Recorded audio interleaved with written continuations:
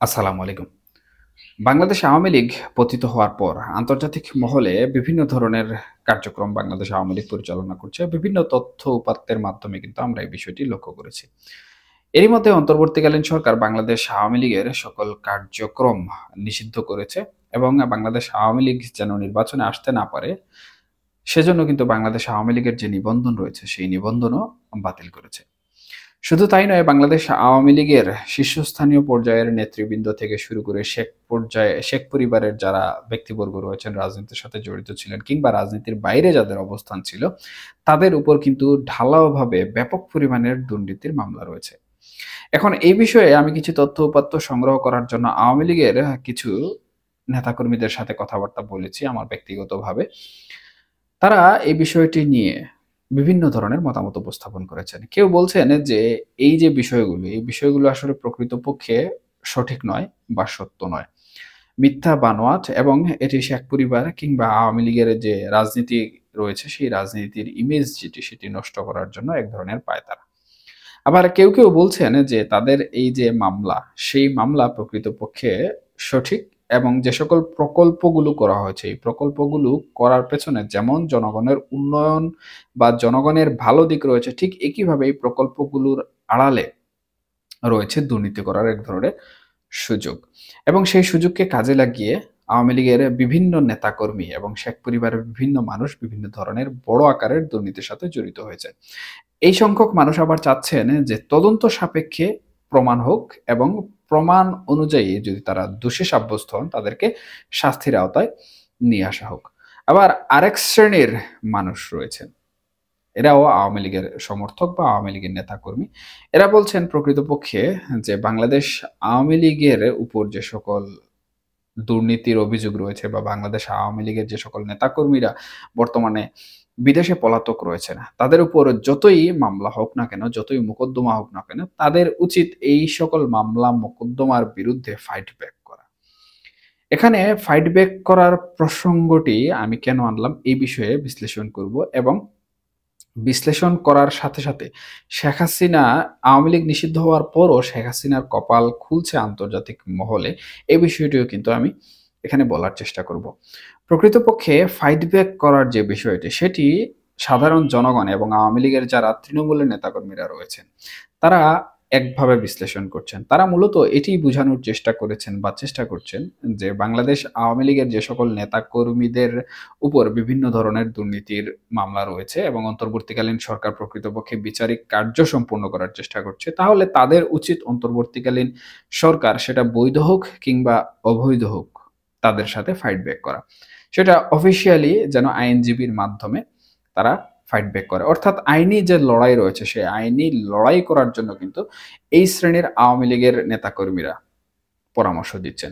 এতে করে তারা এখানে যে যে দিকগুলো, যে ভালো দিকগুলো উপস্থাপন করছেন সেটি হচ্ছে এভাবে যদি ফাইট ব্যাক করেন তাহলে প্রকৃতপক্ষে এমনও হতে পারে যে তাদের বিরুদ্ধে যে সকল অভিযোগ আনা হয়েছে সেগুলো প্রমাণ করা অন্তর্বর্তীকালীন সরকারের পক্ষে সম্ভব হবে না, অথবা অন্তর্বর্তীকালীন সরকার সেগুলো প্রমাণ করতে পারবে না যদি সেগুলো মিথ্যা হয়। আর যদি সেগুলো সত্য হয় তাহলে অন্তর্বর্তীকালীন সরকার সেগুলো প্রমাণ করতে পারবে এবং তারা বিচারিক কার্যের মাধ্যমে যেতে পারবে। এর ফলশ্রুতিতে কোন নেতা বা কোন আওয়ামী লীগ শেখ পরিবারের কোন ব্যক্তিবর্গ ব্যাপক দুর্নীতির সাথে জড়িত সেই বিষয়গুলো কিন্তু আওয়ামী লীগের নেতাকর্মীরা যেমন জানতে পারবে, ঠিক একইভাবে বাংলাদেশের সাধারণ মানুষজনও কিন্তু জানতে পারবে। এর মাধ্যমে কিন্তু একটি জিনিস পরিষ্কার হয়ে যাবে যে আওয়ামী লীগের কারা প্রকৃতপক্ষে সৎ এবং কারা প্রকৃতপক্ষে অসৎ ব্যক্তিবর্গ। এখন আওয়ামী লীগ যে অবস্থায় পড়ে আছে তাতে মনে হচ্ছে যে সবাই দুর্নীতিবাজ। আবার আমি প্রথম যেরকম বললাম আওয়ামী লীগের এক শ্রেণীর মানুষ মনে করছেন যে আওয়ামী লীগের কেউই কোনো ধরনের দুর্নীতি করেনি। এই বিষয়টি প্রকৃতপক্ষে ক্লিয়ার হয়ে যাবে বলে বা পরিষ্কার হয়ে যাবে বলে অনেকে কিন্তু মতামত দিচ্ছেন। তবে একটি জিনিস আমি অবজার্ভ করলাম, সেটি সাধারণ জনগণ হোক কিংবা আওয়ামী লীগের যে সকল নেতাকর্মী রয়েছেন তাদের কথা হোক, তারা একটি জিনিস বলেছেন যে শেখ হাসিনা প্রকৃতপক্ষে একজন দেশপ্রেমিক মানুষ এবং শেখ হাসিনাকে সামনে রেখে কিন্তু সকল দুর্নীতি কর্মকাণ্ড হয়েছে। শেখ হাসিনা প্রকৃতপক্ষে কোনো ধরনের দুর্নীতি করেননি। উনার বাবা যেমন বাংলাদেশকে ভালোবাসতেন, বাংলাদেশকে ভালোবেসে বাংলাদেশের স্বাধীনতা এনে দেওয়ার জন্য লড়াই সংগ্রাম করেছেন বিভিন্নভাবে বাংলাদেশের জনগণকে সাথে নিয়ে, ঠিক একইভাবে শেখ হাসিনাও বাংলাদেশকে উন্নত দেশ করার জন্য কিন্তু বিভিন্ন ধরনের কর্মকাণ্ড করেছেন এবং এর অবদান স্বরূপ বিভিন্ন মেগা প্রকল্প সহ বাংলাদেশ এই ১৫ বছরে অনেক উন্নতি লাভ করেছে। সুতরাং এখানে শেখ হাসিনাকে তারা অনেকটাই ভালো দৃষ্টিতে দেখছেন এবং যারা আওয়ামী লীগের কট্টর সমালোচক রয়েছেন, যারা আওয়ামী লীগকে সহ্য করতে পারেন না, অন্য দলের রাজনীতি করেন, তাদের মধ্যেও কিন্তু আমি এই ভাবধারাটি লক্ষ্য করেছি এবং যে সকল তথ্য উপাত্ত সংগ্রহ করেছি, সেই সকল তথ্য উপাত্তে কিন্তু তাদেরও মতামত সংগ্রহ করা হয়েছে। এবং তারাও এই বিষয়টি বলছেন যে শেখ হাসিনা দুর্নীতির সাথে জড়িত না থাকলেও বা শেখ হাসিনা প্রকাশ্যে দুর্নীতি না করলেও শেখ হাসিনাকে ব্যবহার করে বা শেখ হাসিনাকে সামনে রেখে শেখ পরিবারের ব্যক্তিবর্গ দুর্নীতি করেছেন। আওয়ামী লীগ এবং শেখ হাসিনাকে সামনে রেখে আওয়ামী লীগের নেতৃবর্গ দুর্নীতি করেছেন। সুতরাং এই যে আমি পূর্বে যে বিষয়গুলো বললাম, বিচারিক প্রক্রিয়া, নন বিচারিক প্রক্রিয়া, তদন্ত এবং সামনে নিয়ে আসা ফাইট ব্যাক, এই বিষয়গুলো আসলে আওয়ামী লীগের এই মুহূর্তে করা উচিত। এতে করে যেমন জনগণের মনে সন্তুষ্টি আসবে, ঠিক একইভাবে ফাইট ব্যাক করার কারণে যে সকল নেতাকর্মীরা নিজেকে স্বচ্ছ প্রমাণ করতে পারবেন, তারা কিন্তু বাংলাদেশের জনগণের কাছে গ্রহণযোগ্যতা ফিরে পাবেন। অন্যথায় গ্রহণযোগ্যতা ফিরে পাওয়ার যে বিষয়টি নিয়ে আওয়ামী লীগ চিন্তা ভাবনা করছে, সেটি প্রকৃতপক্ষে আসলে সম্ভব হবে না। এখন এই ফাইট ব্যাক করার প্রসঙ্গে যে বিষয়টি আসলে বলতে চাচ্ছি, সেটি হচ্ছে আমরা বিগত কিছুদিন পূর্বে জেনেছি যে রাশিয়া বা এই যে রসাটম এবং আমাদের যে রূপপুর পারমাণবিক বিদ্যুৎ কেন্দ্র, সেখানে একটি চুক্তি হয়েছিল। সেই চুক্তির মাধ্যমে কিন্তু বাংলাদেশ আওয়ামী লীগ এবং শেখ হাসিনার সরকার একটি প্রকল্প এখানে করেছে।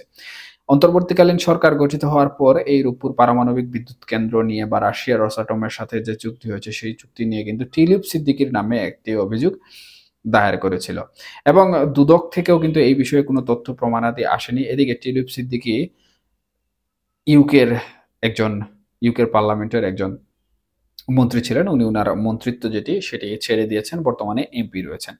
এখন এই যে ব্রিটিশ পার্লামেন্টের একজন এমপি নিজেকে অনেকটাই ফাইট ব্যাক করে কিন্তু নির্দোষ প্রমাণ করেছেন বলে আমরা জানতে পেরেছি বা তথ্য উপাত্তের মাধ্যমে পেয়েছি। এরই মধ্যে আরেকটি বিষয় যেটি আসলে গণমাধ্যমের বরাত দিয়ে এসেছে বা যারা আইনজীবী হিসাবে কাজ করছেন তাদের যে তথ্য উপাত্ত রয়েছে, সেই তথ্য উপাত্ত থেকে কিন্তু তারা সাজেস্ট করেছিলেন যে টিউলিপ সিদ্দিকী যেন মানহানির একটি মামলা করেন, সেটা হোক যুক্তরাজ্যের আদালতে অথবা বাংলাদেশের আদালতে।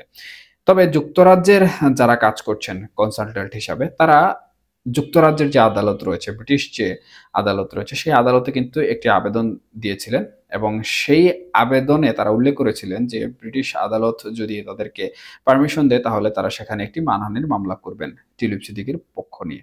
এবং এটির রায় কিন্তু চলে এসেছে এবং সেই রায়ে ব্রিটিশ যে কোর্ট রয়েছে, হাইকোর্ট বা সুপ্রিম কোর্ট, তারা এখানে একটি বিষয় স্পষ্ট করে বলে দিয়েছে যে বাংলাদেশ থেকে যে এলিগেশন দেওয়া হয়েছে, যেহেতু টিউলিপ সিদ্দিকী আমাদের পার্লামেন্টের একজন এমপি এবং উনার পক্ষে যে তদন্ত বিষয়টি, সেটি এখন পর্যন্ত বাংলাদেশের গভর্নমেন্ট প্রমাণ করতে পারেনি বা দুদক প্রমাণ করতে পারেনি। সেই হিসাবে টিউলিপ সিদ্দিকীর পক্ষ থেকে যে মানহানির মামলা করার জন্য যে আর্জি করা হয়েছে বা আবেদন করা হয়েছে, সেটি আমরা গ্রহণ করলাম এবং টিউলিপ সিদ্দিকী চাইলে ব্রিটিশ যে আদালত রয়েছে, সেই আদালতে মামলা করতে পারেন এবং তিনি উনার আইনজীবী দিয়ে বাংলাদেশের আদালতেও, বাংলাদেশের যে সরকার রয়েছে, সেই সরকারও কিন্তু মানহানির মামলার যে বিষয়টি, সেটি করতে পারেন। এখন উনি কার বিরুদ্ধে মামলা করবেন মানহানির, সেটি উনার ব্যক্তিগত ব্যাপার।